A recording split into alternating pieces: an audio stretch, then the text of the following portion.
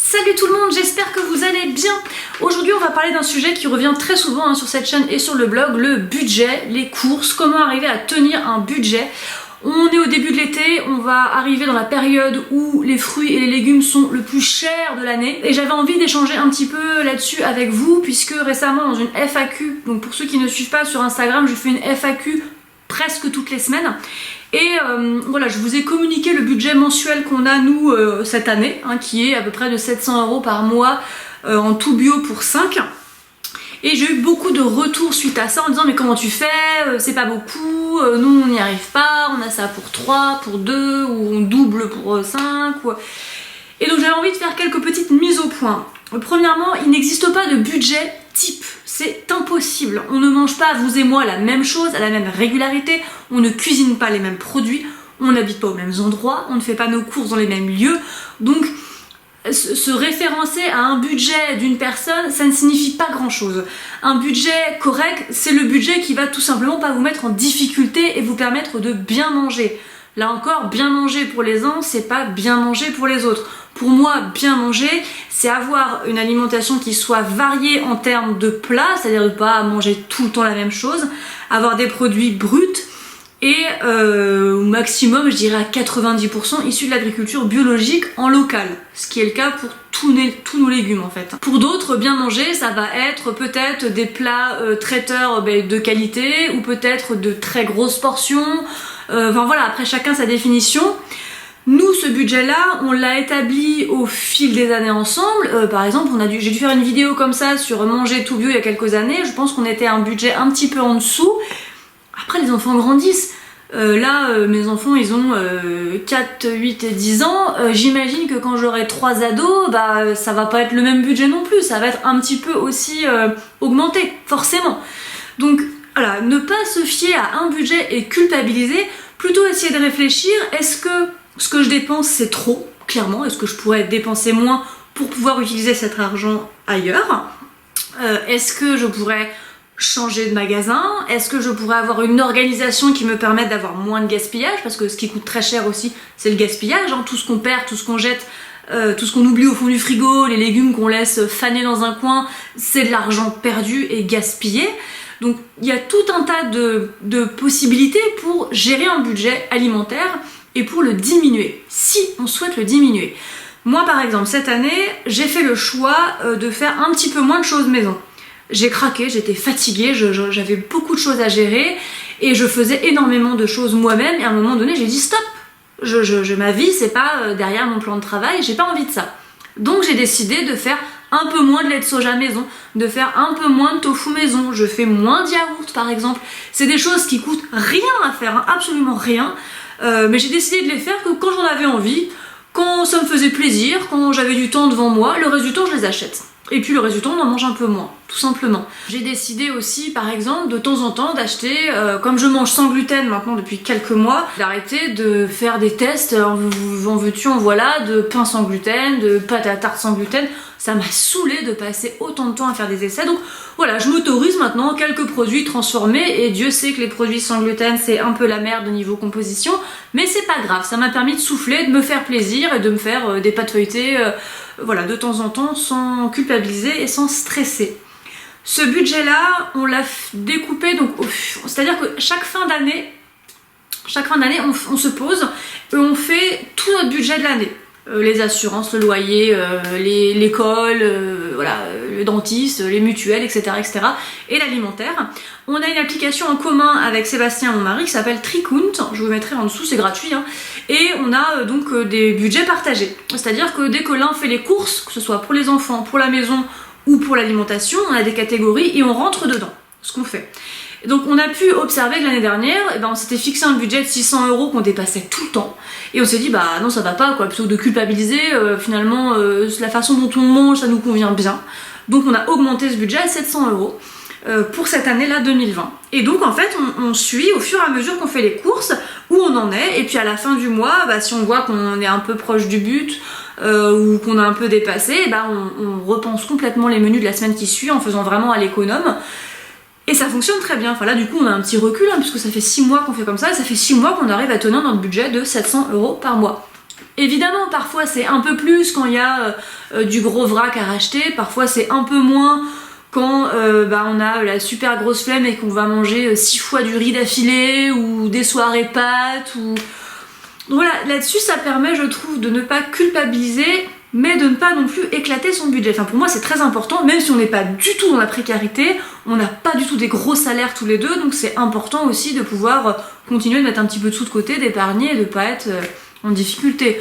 Nous, si on avait un budget de 1000 € en alimentation par mois, enfin, clairement c'est énorme, quoi. Ça fait une différence de 300 €, c'est vraiment beaucoup. 300 € c'est vraiment énorme. Donc nous, 700 € par rapport à notre budget global, par rapport à la façon dont on mange, ça nous convient très bien. Une question qui revient aussi souvent, mais qu'est-ce que tu achètes pour que ça te coûte si peu cher? Encore une fois, c'est pas si peu cher, pour que ça nous coûte ça. C'est pas tant ce que j'achète que ce que je n'achète pas. Je n'achète aucun gâteau. Alors vraiment aucun. Ici, il n'y a jamais de biscuits. Les biscuits sucrés, du goûter, rien. Moi j'ai 3 enfants, autant vous dire qu'un paquet de gâteaux ça fait un demi-goûter, donc il en faudrait 2. Et 5 balles de gâteau ou même 3 € de gâteau par goûter, sur 30 mois on arrive déjà à minimum 90 €. Sur 30 jours, pardon, on arrive déjà à 90 € et plus. C'est énorme, c'est énorme. Ici il n'y a jamais de biscuits industriels. Quand moi je fais une plaque de 12 muffins, ça me fait 1 à 2 goûters, ça me coûte 1 €. Ça me coûte rien. Les recettes que vous pouvez trouver sur le blog et sur YouTube, ce sont toujours des recettes vraiment du quotidien, mais au sens de très économique. C'est très rare. Pourtant, on arrive quand même à s'acheter 1 ou 2 pots de purée d'amandes par mois parce que j'adore ça, on aime tout ça. On arrive à s'acheter parfois des fruits qui sont un peu plus coûteux, mais parce que voilà, on a aussi envie de se faire plaisir. Mais par exemple, l'été, on n'achète jamais de brugnons, de pêches, d'abricots, enfin à 5 c'est impossible. À 6-7 € le kilo de fruits, c'est impossible. C'est pour ça que je voulais faire cette vidéo, parce qu'on arrive en juillet et août, là où on a à la fois des légumes qui sont très faciles à cuisiner, qui ne demandent pas de préparation, où on a envie de se faire des apéros, où le petit vin blanc bien frais du frigo, on a tendance à le sortir tous les soirs, où on a envie d'avoir des fraises, des cerises... J'entends quand on n'en a pas, qui poussent dans le jardin. Donc on a à la fois une cuisine qui est quand même grandement facilitée par rapport à la cuisine d'automne et d'hiver, et en même temps ce sont les fruits et les légumes les plus chers de l'année. Par exemple là, je viens de commander 2 grosses cagettes de légumes à ma maraîchère, j'en ai eu pour 45 €. L'hiver j'en ai pour un peu moins que ça. Mais là, parce que j'ai pris des aubergines, parce que j'ai pris des pommes de terre nouvelles, parce que j'ai pris de l'ail, parce que j'ai pris plein de betteraves pour faire des jus, beaucoup de jus, parce que la betterave ça coûte pas très cher et voilà, ça fait plein de jus. Donc j'essaye de réfléchir mes commandes de légumes en fonction de leur coût. Je ne vais par exemple jamais commander des haricots verts ou des petits pois. Là c'est pour ça que j'ai planté autant de tomates dans la serre, parce qu'on en mange énormément et que les tomates, 1 kilo de tomates ça nous fait un repas ici. Et 2. Donc j'ai aussi le privilège et la chance d'avoir un jardin, d'avoir pu économiser des années pour me payer une serre, et j'ai fait le choix de ne planter dans le jardin que des légumes qui coûtent très cher. Les haricots verts, les melons, les poivrons, les tomates, ou alors je plante aussi des arbres fruitiers depuis ça fait 9 ans qu'on est dans la maison. Dès la première année, je me suis dit je vais investir dans des arbres fruitiers, et c'est ce que j'ai fait. J'en ai planté 2 à 3 par an pendant 9 ans, et donc je commence à avoir des pêches, des cerises, des framboises, bientôt des cassis, des choses que je ne pourrais jamais acheter.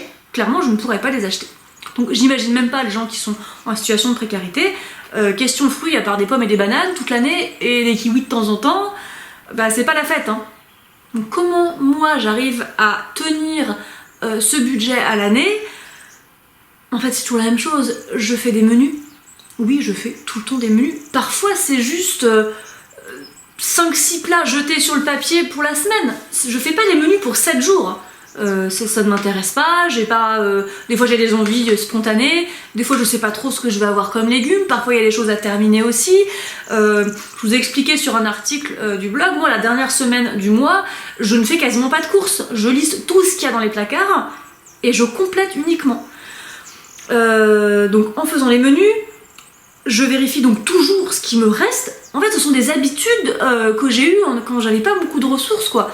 C'est-à-dire qu'il y a des gens qui vont avoir des garde-manger énormes avec plein de conserves, ou qui vont acheter des 3 pour le prix de 2, ou qui vont acheter en prévision 2. Moi je n'achète jamais en prévision 2, jamais, jamais, jamais. Chez moi, dans les placards, il y a à manger pour la semaine. Les conserves qu'il va y avoir en plus, c'est celles que moi je fais. Les conserves de légumineuses, les conserves de légumes. Là par exemple, quand toutes les tomates vont être mûres et les courgettes, je vais me faire une grosse session de conserves de ratatouille et de coulis de tomates. Mais sinon, je n'achète jamais en prévision de... pour moi, c'est de l'argent gaspillé. Je préfère acheter pour la semaine, voire pour la dizaine de jours.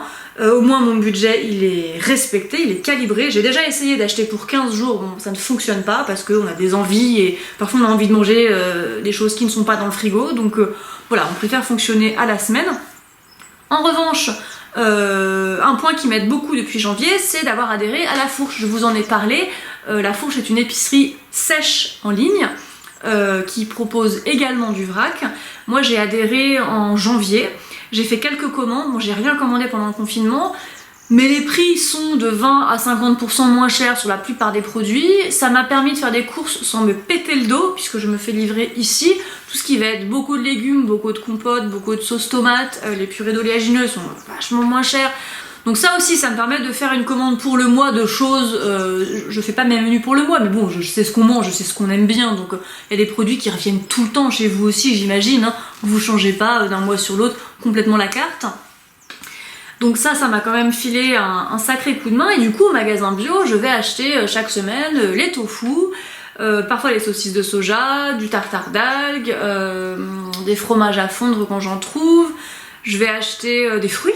Du coup, parce que sinon ici on a un petit peu limité, je vais acheter des fruits et puis voilà, enfin finalement mes courses sont assez vite faites, ils me coûtent pas très cher.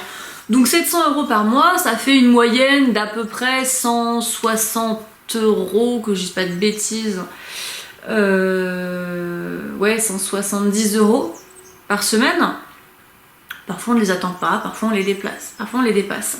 Autre point qui a aussi quand même pas mal joué dans notre budget cette année, c'est que j'ai fait le Dry January, donc le mois de janvier sans alcool, comme son nom ne l'indique pas.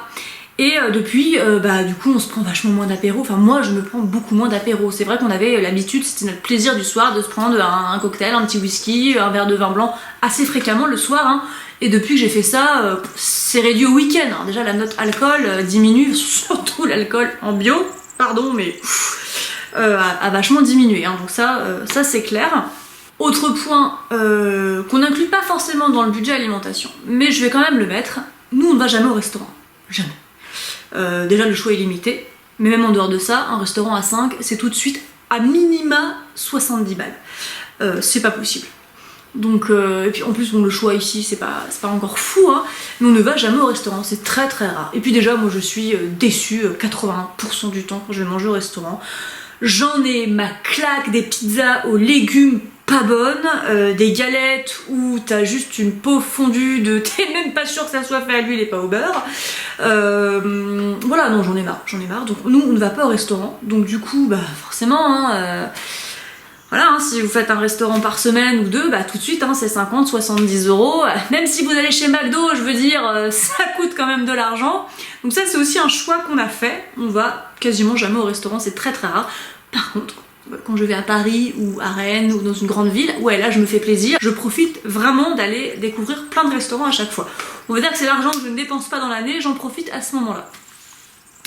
Donc voilà, j'espère que ces petits conseils un peu en vrac pourront alors soit vous donner des idées, soit vous déculpabiliser sur le fait qu'il n'y a pas de budget parfait quoi.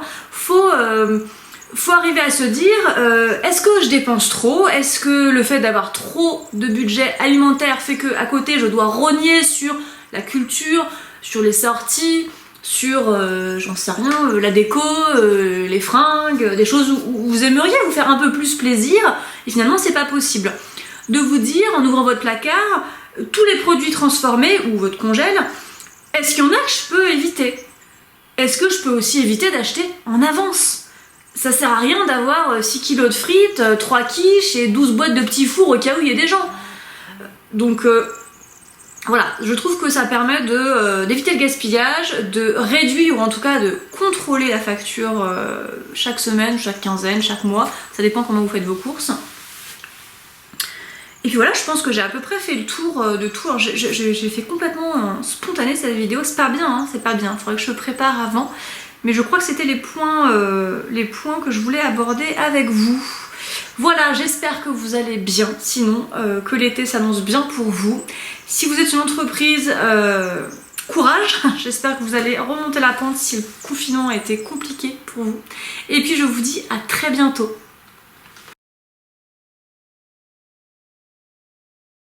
J'allais coller l'aubergine comme ça contre ma joue pour faire la vignette, mais c'est un peu tendancieux, non? Si je garde l'aubergine comme ça collée contre ma joue, non, c'est pas une bonne idée du tout. Un concombre, c'est peut-être mieux un concombre. C'est tout fin. S'il y en a qui complexent, ils vont se dire ah, elle se fout de nous,